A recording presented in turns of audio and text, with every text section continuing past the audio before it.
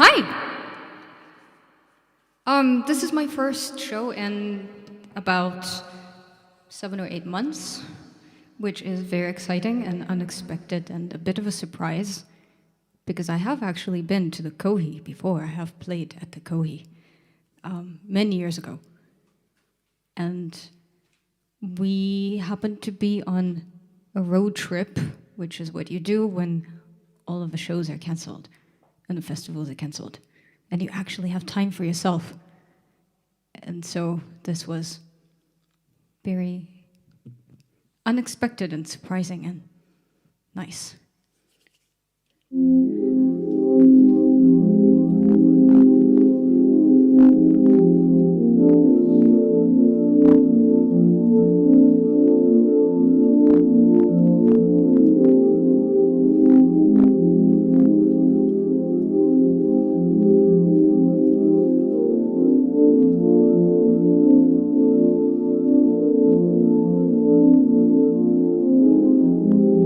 You may find things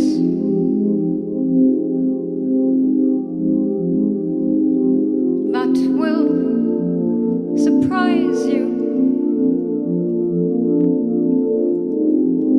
and those that won't will make you laugh. The endlessness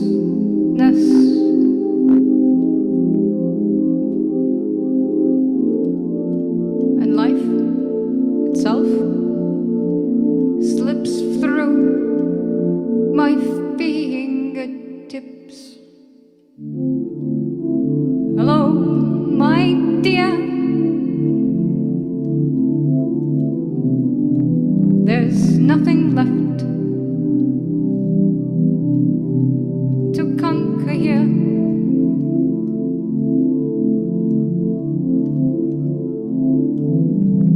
Not even your own prejudice.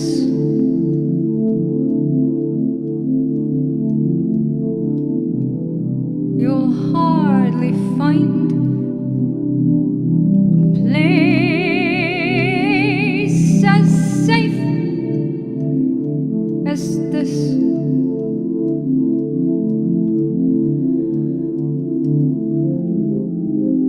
They may find things that will astound you,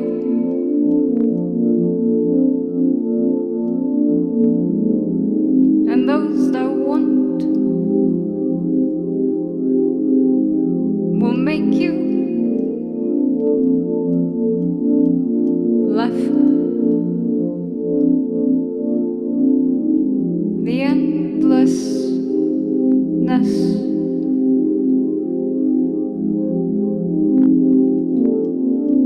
and life itself slips through my fingertips. Hello, my dear. There's nothing left to conquer here.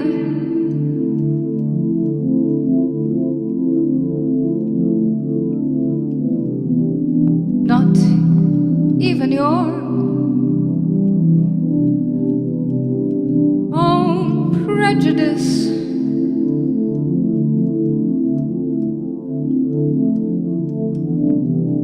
You'll hardly find a place as safe as this.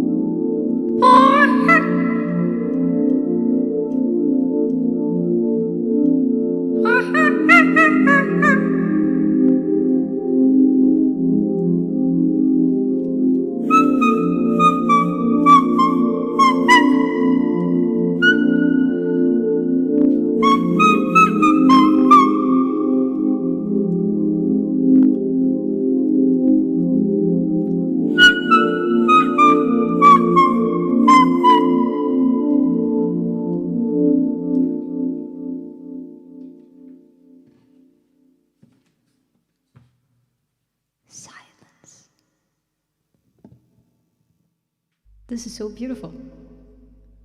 There's absolutely nobody in this room except for the people who are making this show happen. And all of you out there in the world, which could be an infinite amount of people. It's beautiful and exciting and different. It's very different. We're facing a very strange future that's just becoming more and more twisted, like some sort of strange science fiction dystopia that's just unfolding in front of our own very eyes. I find it exciting. I don't know what about you.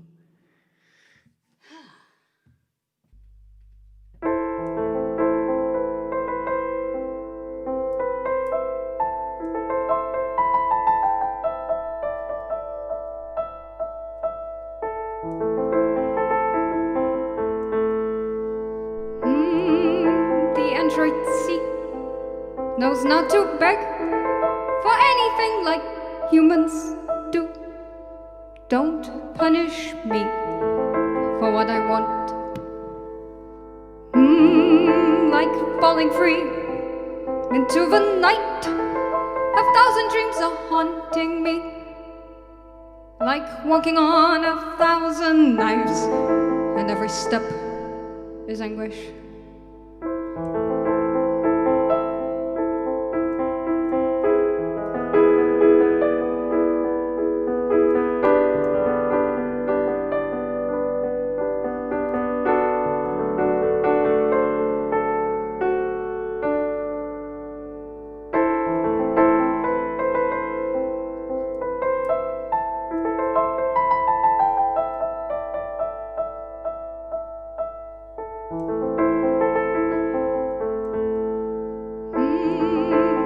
Savage form, 2 arms, 2 feet, 2 cross, 2 on, 2 under, beyond your reach. Don't punish me for what I want. Like falling free into the night. 1,000 dreams are haunting me. Like walking on 1,000 knives, and every step is anguish.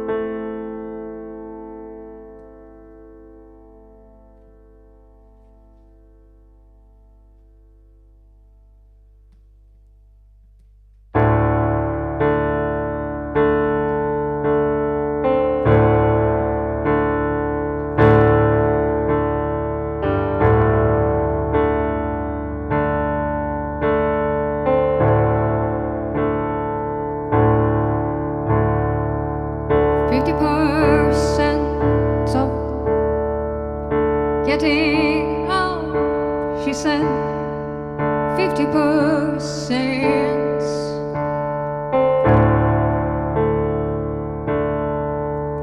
Of our running course to heal on a drive-by.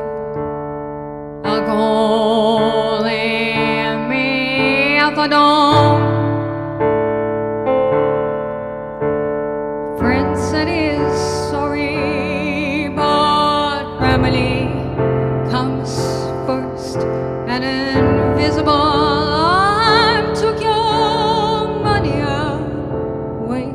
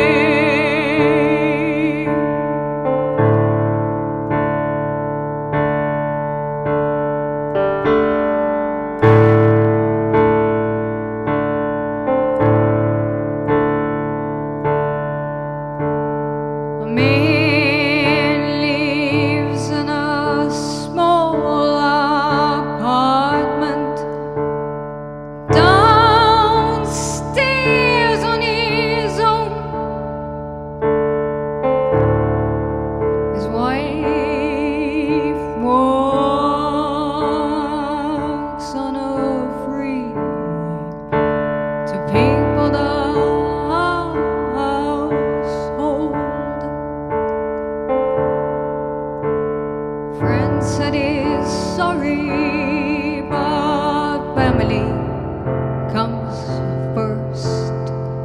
Family comes first and takes your life.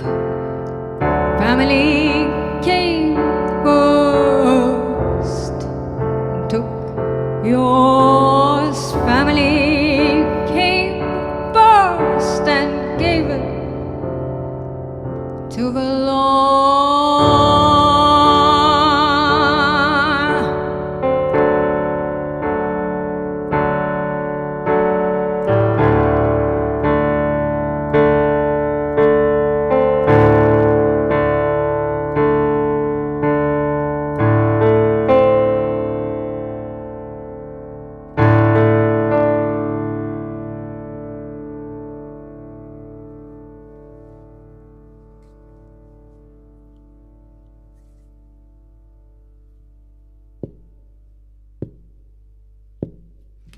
I'm gonna do a new one,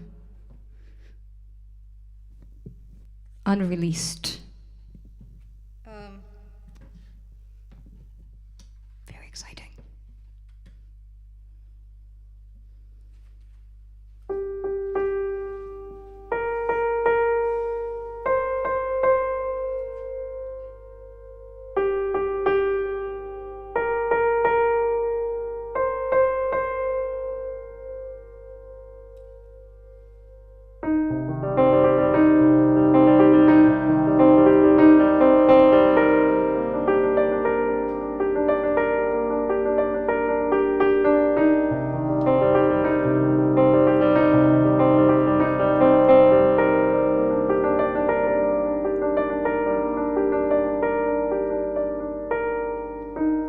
We're standing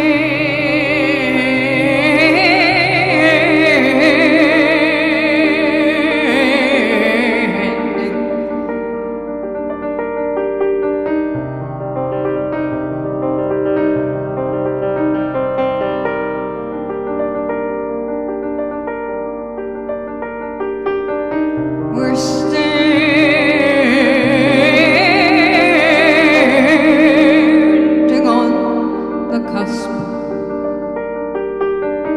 Oh,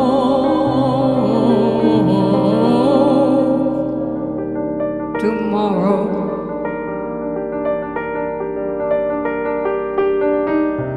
And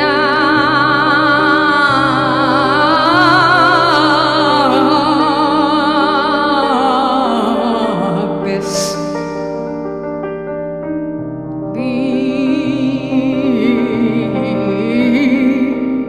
between us.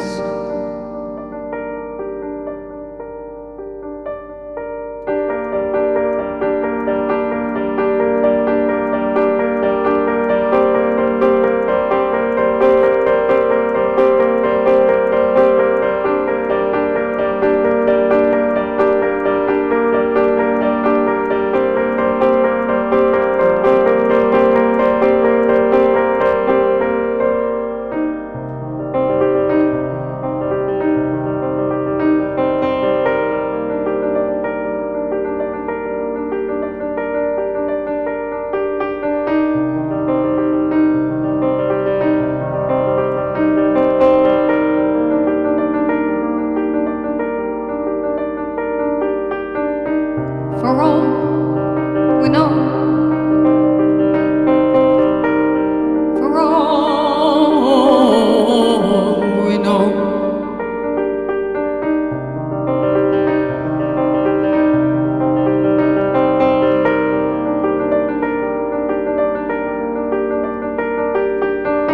the world may end tomorrow. For all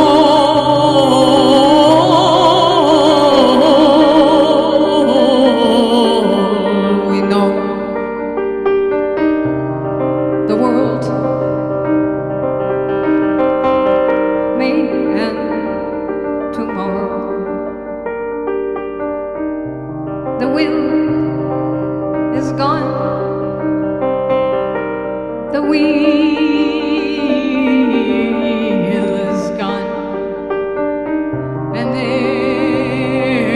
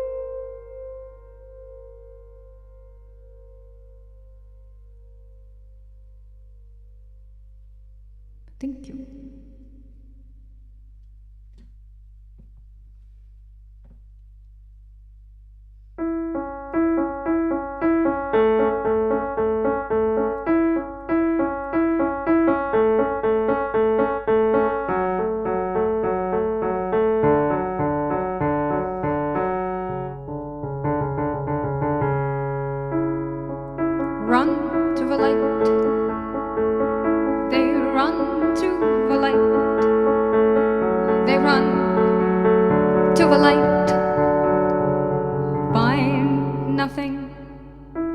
They run to the light, with the sand in their hair.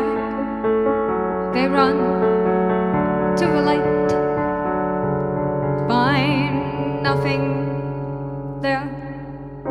And the voice of madness, and the voice of grief hold each other's arms and wouldn't let go of either.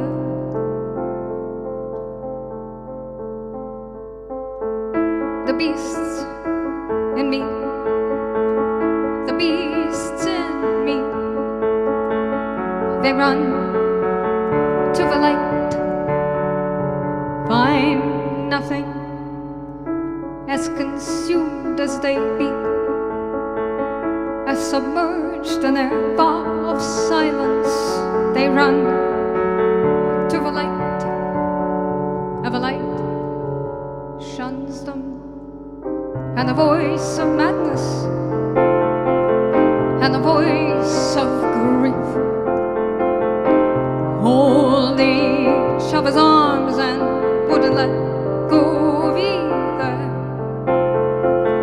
And the voice of madness, and the voice of grief hold each other's arms and wouldn't let go of either.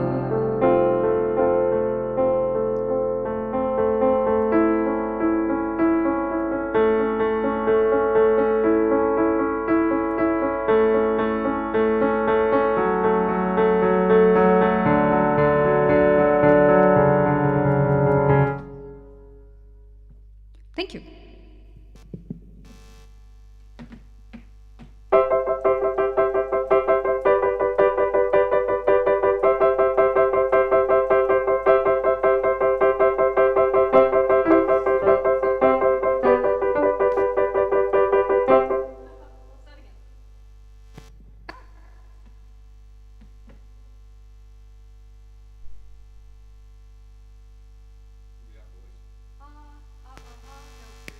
Now there is.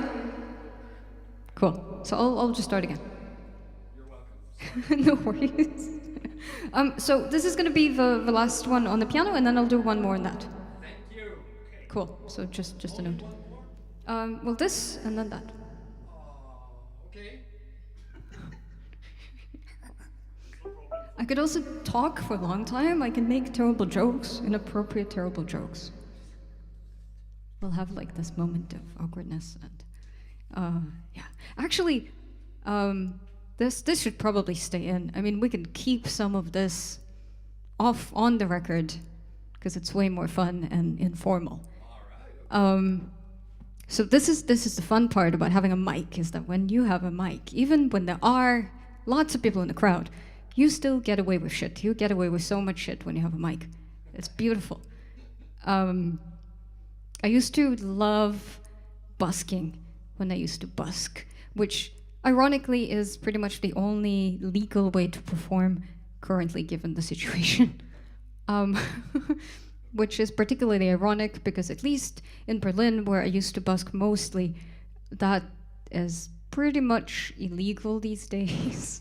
And you would get into a lot of trouble if you normally try to busk. There's also so many people who busk every summer. But many years ago, that wasn't the case. So I would busk, especially at flea markets and sort of places like that. And at some point, people would kind of identify me as the person who busks at the market on Sunday at that specific spot or another spot. And sometimes you would get kind of aggressive with people walking by. You would kind of have these weird interactions, but we would never be equal because I have the mic. And then would have these weird situations. I learned so much from busking. That was really important, especially when music is kind of confrontational and uncomfortable. It makes people feel very awkward. Yeah, I'm gonna do a couple more. Thank you for being here. Thank you to the KOHI for having me again. after all these years. KOHI is 13 people, by the way. And all music organizations and venues are going to have a really hard time, or already are having a hard time.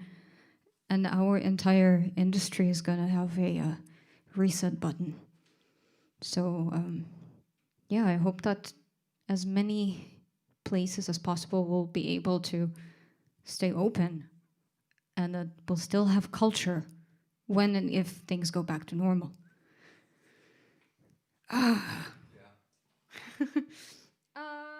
Yeah.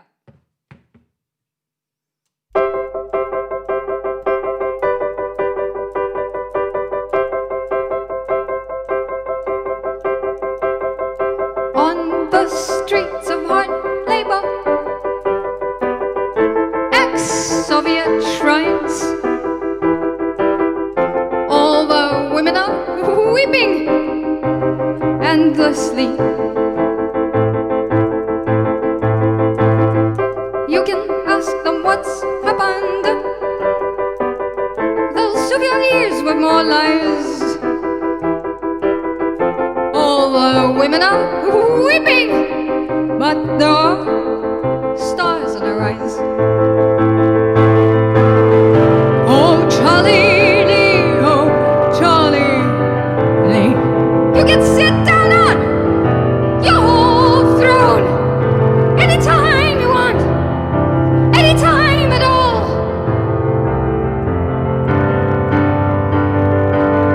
Well, they spit down on the likes of me, Charlie Lee, oh, Charlie Lee.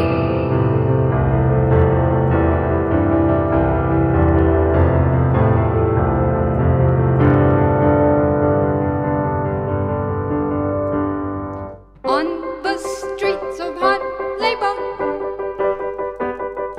ex-Soviet shrines, all the women are weeping endlessly.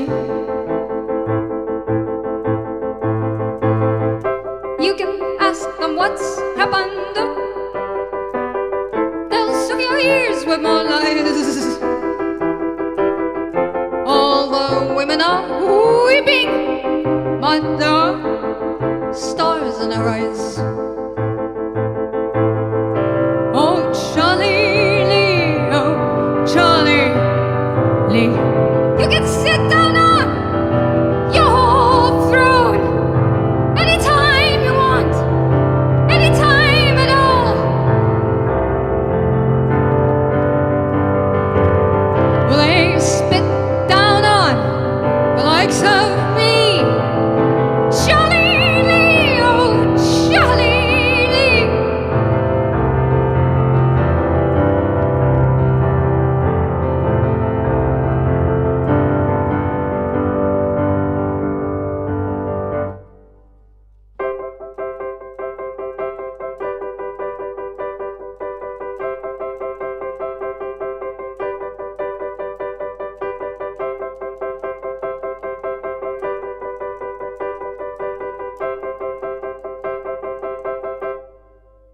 Thank you. Oh yeah. Gonna do one more. Haha, you were clapping too early. I hope everybody is clapping wherever they are, in their rooms, silently to themselves. Yesterday we were watching Arte and clapping. It was a beautiful moment. You get lost in your own space when there's no one around, and it's just you and Arte.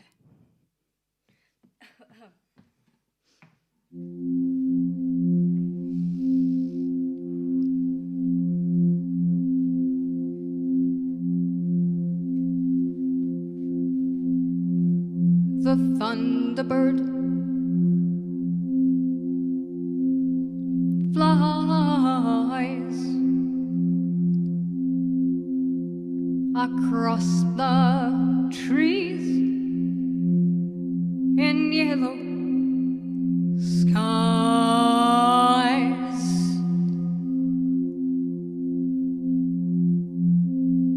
It dreams of yellow nights in the trees, Eden.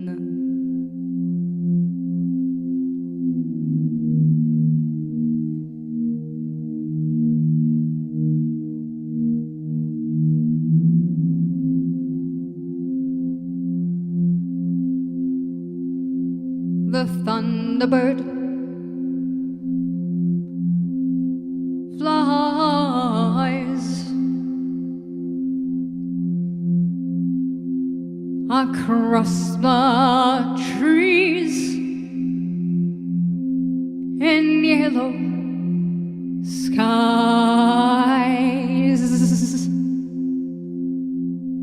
It dreams of Eden, here alone.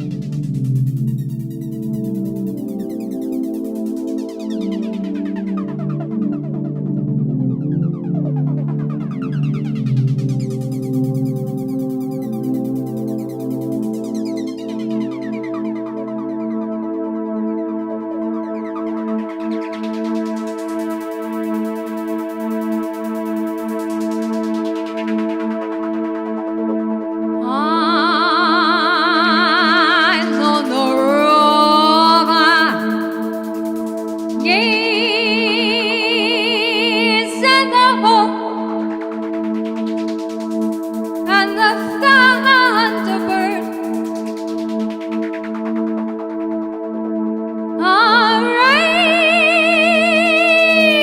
arises.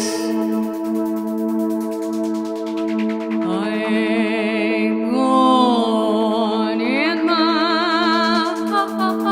eyes, oh thunderbird, Eden,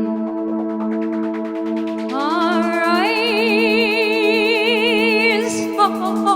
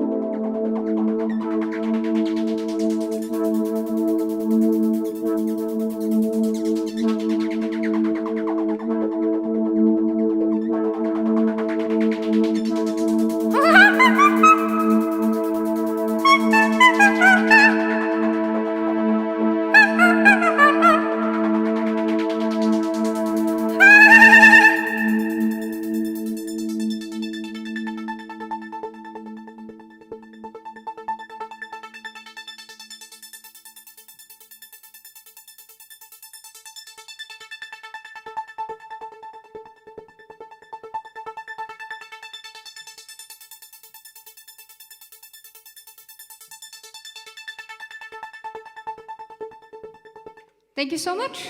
Thank you for watching.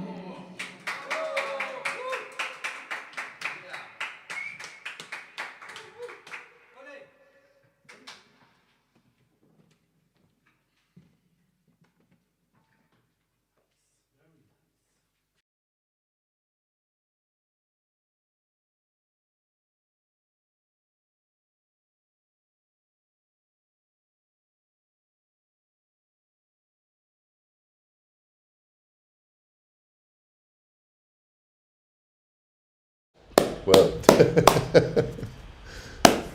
Mary Ocher, thanks a lot for playing at KOHI. Oh, thanks for having me. A strange show, was it really? How was it for you playing in a place that you already know, packed with people, and now with just 3 or 4 guys in there? Well, I mean, every show is different. That's a professional answer. Mary, what did you do today? How was your day? How was my day? Oh, wow. I have tried watching many films and tried at the same time to organize lots of contacts that were recommended, and I haven't really accomplished the mission. Okay. You are right now, where are you right now? I'm in Berlin right now. In Berlin. That's where you live. This is where I am most of the time. Okay.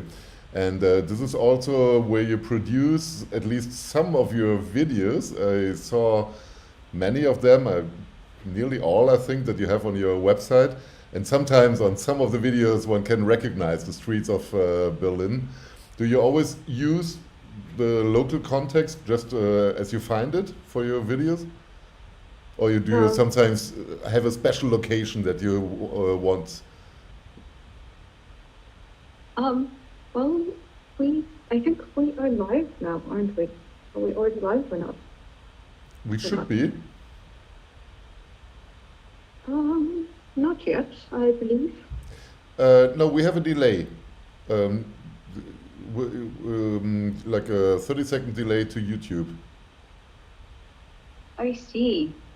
Okay, so I will not listen to the computer because that's going to be a mine. Can I use the word fuck? I'm going to say fuck. Yeah. You can say fuck, but don't listen to the computer. Yeah, that's confusing. In some parts of the world, you get censored if you say it on a live situation and they can't edit it. But yeah. Now, I was asking about your videos. You have so many and so incredibly great videos on your homepage that I really ask myself, when do you find the time to produce all this stuff? How much time do you dedicate in your video art? Oof. Well, I would say that is among the things that you sort of plan towards when you have a new release, and then you know that you need to sort of, part of your investment is time as well. And it's just part of the job, and it can be very stressful. But I also enjoy it very much. But what do you do? Or you write the script, you have the ideas, but you work with other people. Obviously, one cannot do everything, like a camera and so on, sound. But do you edit, for example, the whole videos, or what is your real input in them, apart from the ideas? I mean, I don't have a fixed role. I would say that all of the videos, the better videos, all of the videos that turned out best were made entirely by other people. Although there's some videos that I directed and or shot and or edited that are kind of decent. I suppose I've also been occasionally making videos for other people. But I'm not really the world's best editor or director or camera person, but it's still something that I enjoy doing, and I studied it for a while, and it's just a useful skill to have. And how do you proceed? Is there always the music first and then the video, or can it be the other way around, or does it come as a whole package to your mind? Like, well, I guess it's just like songwriting, approach. I really like to sort of just see what fits best in a given situation. So it could be an existing concept that you just try to dress on a song that you think would fit, or it could be something that is directly derived from the lyrics or the mood or whatever it is about a particular piece that seems visual. But I think it's best to just try a bunch of different approaches, because that is maybe just more open and would maybe allow different results. Do you see a development in your artistic career in this sense? Well, Well, to be honest, I think that I'll never be able to afford a giant production. I had some really amazing results with very little budget, so I hope we'll be able to somehow continue creating stuff that doesn't look completely amateur, which is always the risk when you don't have huge budgets to work with. okay, if we can organize you $500,000, how would what would be different? I mean, do you have dreams that you really can't actually realize right now because of budget limitations? Well, honestly, I don't give a shit about money, so I'm really happy with just being able to work with friends, Mm-hmm. and kind of do favors for each other and pay what I can afford. It's just that in film, the expectations of people, if they work in a commercial production, like Yeah. And, working on a art project, You- and yeah. and I feel that the city, if you try to work with people in Berlin, has also changed very much, because it's now a lot more expensive and a lot more competitive, and people are struggling to pay the rent, even before this whole situation. So it used to be very different. That's what I was going to ask you. How do you perceive the well, the changes in Berlin? Like, you came, I guess, like 13 years ago to Berlin, if I got that right from your bio. Yep. And before, you spent nearly the whole college, the whole college time in Israel, and then from there you came to Berlin. It was a different town 13 years ago, was it? Do you still feel this creative environment and input that so many people really found so attractive in Berlin? Well, people are still coming to Berlin for the same reasons, but I think that it's a lot more difficult to stay, and they're definitely a lot more willing to work. In the past, people would come here and spend most of their time being lazy, getting benefits, going to parties, getting drugs and alcohol, and you could still get by having that sort of lifestyle. That is, you're not completely like unable to function. People would fall into a hole like that and probably not get very much done, but they also didn't necessarily have to. I think that the people who are in their 20s who are coming to Berlin now are forced to have a different lifestyle. They have to work in cafes and whatever jobs they can get just to be able to afford it. You said before that you perceive Berlin more competitive right now. Do you mean also in the artistic community, or are you more talking about finding an apartment and a job and stuff? I think for new people, it's a lot more difficult to find a place to live. Yeah. I mean, I'm constantly hearing of people who, again, are looking for an apartment, and there are so many more people in the city. I think that there's over 3 million now, and it was far below 3 million when I came here. Mm. Not enough apartments. it's different. I mean, I don't, before this whole thing, I haven't really been here very much. I've been in and out and in and out, and so I haven't actually experienced just being here day to day in a long time, and I just get little snippets of it. I just enjoy seeing the people that I love, and then going on my work adventures, and then coming back. And so,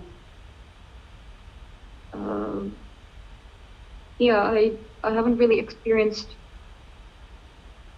all these things that new people who come here experience. I have some more questions about your video work, and about some of them.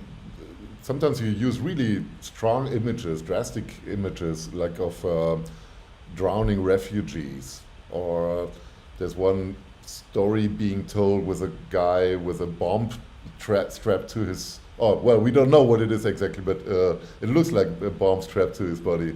Well, it looks like a little bit in these kind of action thriller movies and so on. So, how politically do you want to be seen as an artist? They using images that evoke political issues, but are they just strong images and you like the strongness of the image, or is it really important for you to transmit a political message?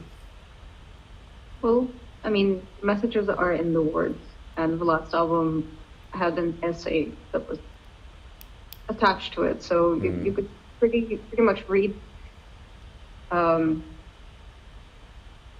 my thoughts on various subjects, either in the songs or in the accompanying essay. And I guess I'll keep writing essays because I feel like it's an additional little thing that you could do, which is a little bit too wide and long to put in just songs and song lyrics, given how limited the format is.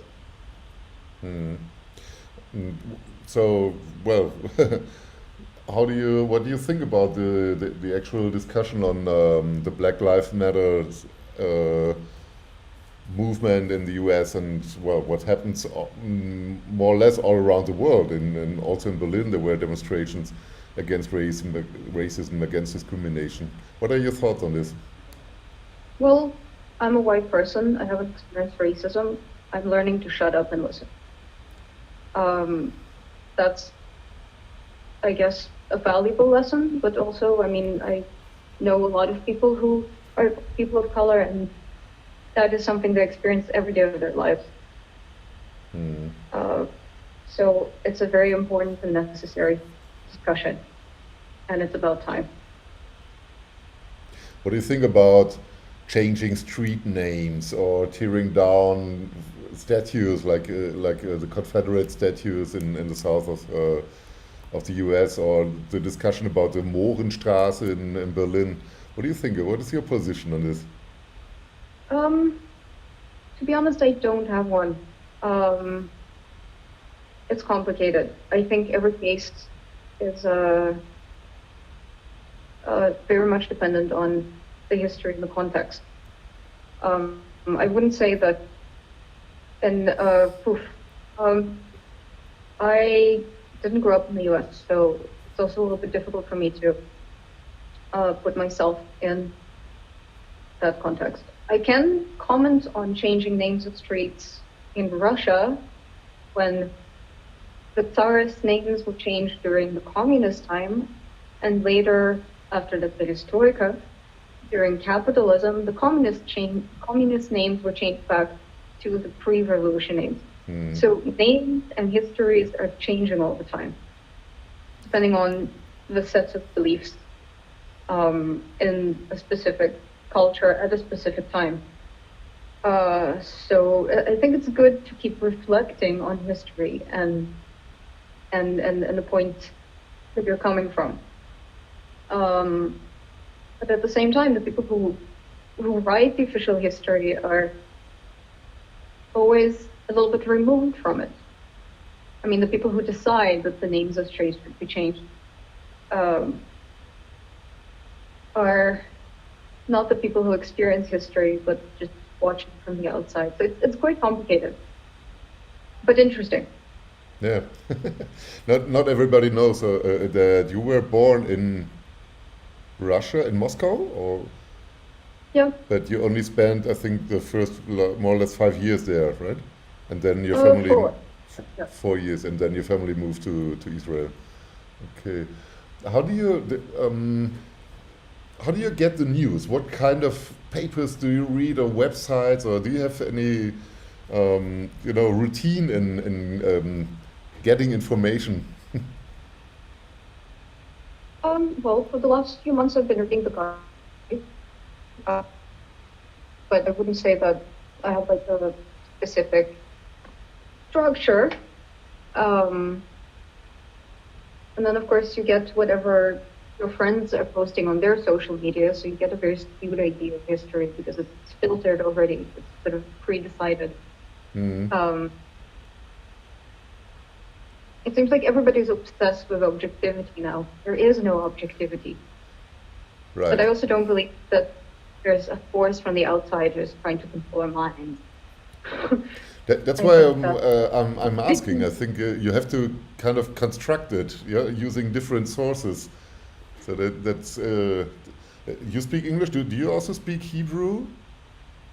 I speak Russian, Hebrew, and English. Russian, Hebrew, and English. And do you use all these languages to absorb information, or is it more English? No, I would say that in sort of everyday situations, I probably use English maybe like 90% of the time. Yeah. But of course, I do read also in other languages if I have to. Yeah, which is a great advantage. I mean, I'm sure that the domination of English and the American and British American culture, pop culture in the West is mainly also based on the simple fact that English is much easier than Russian for us.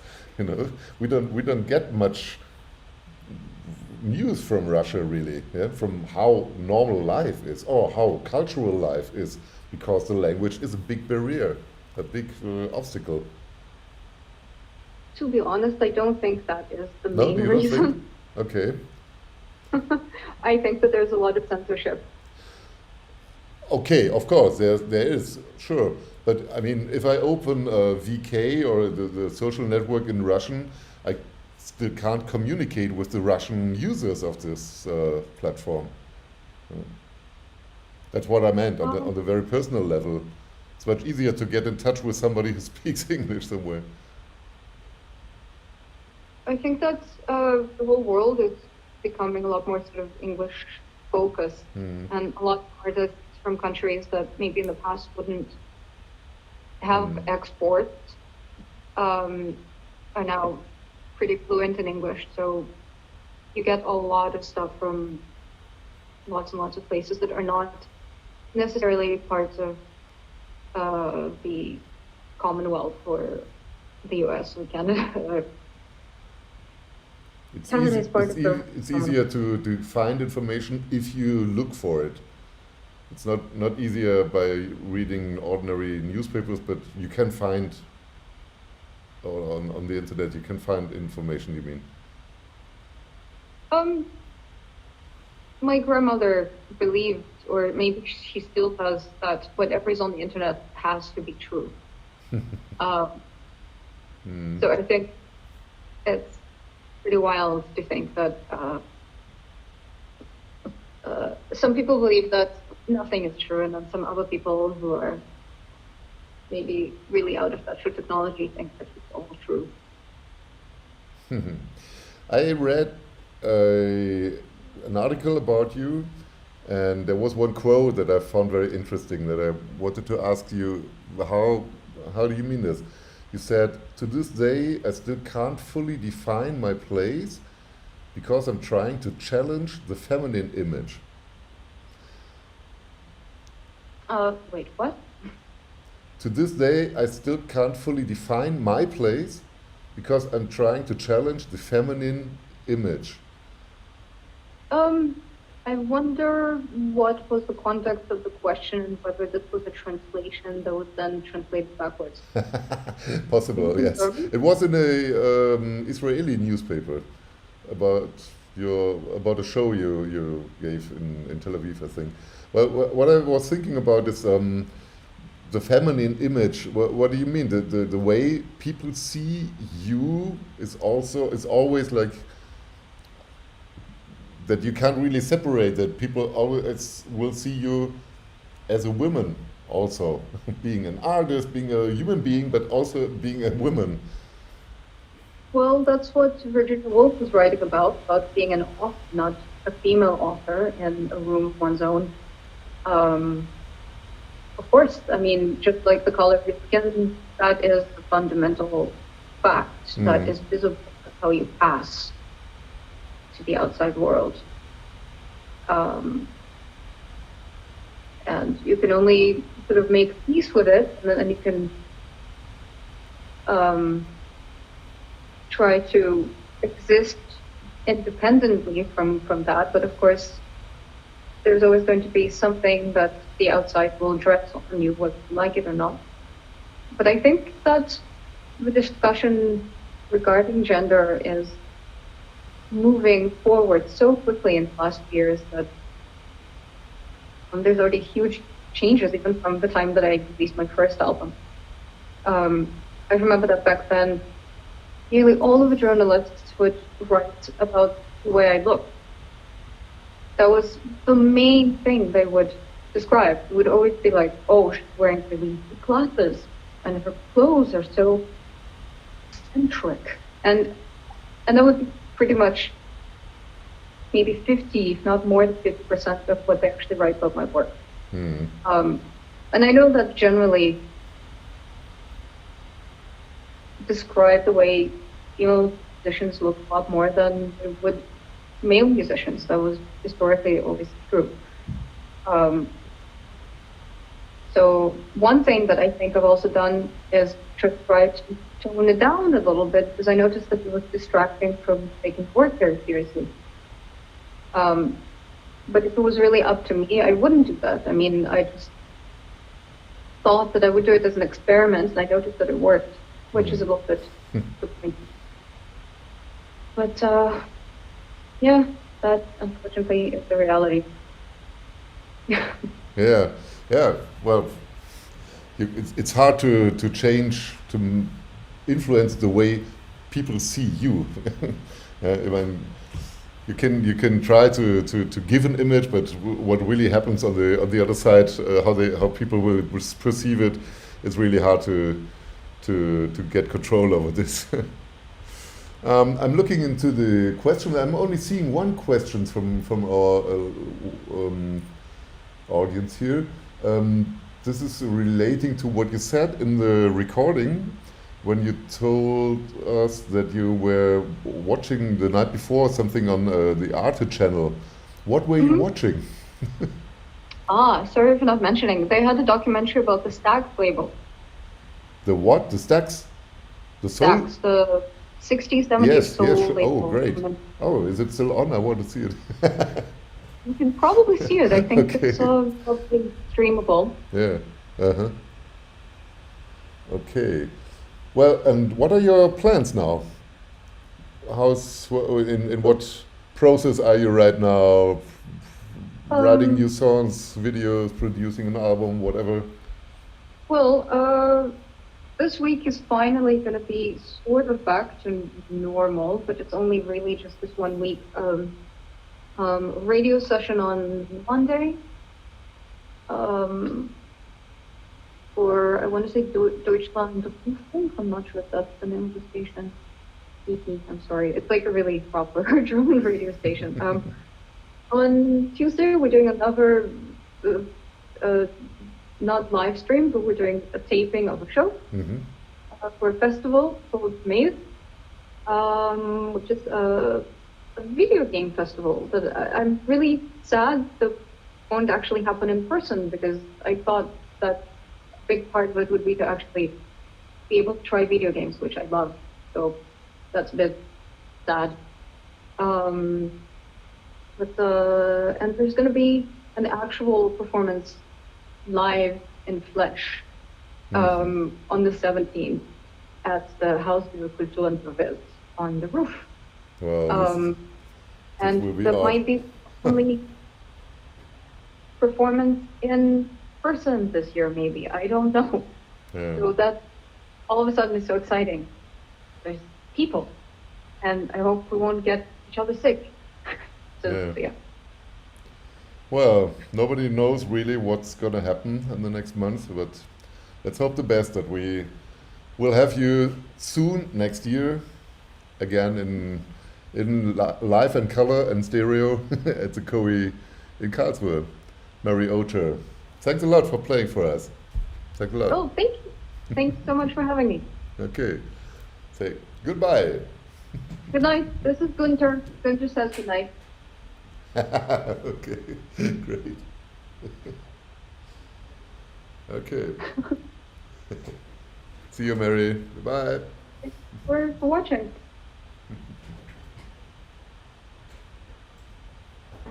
Hab ich einen Tschüss gesagt?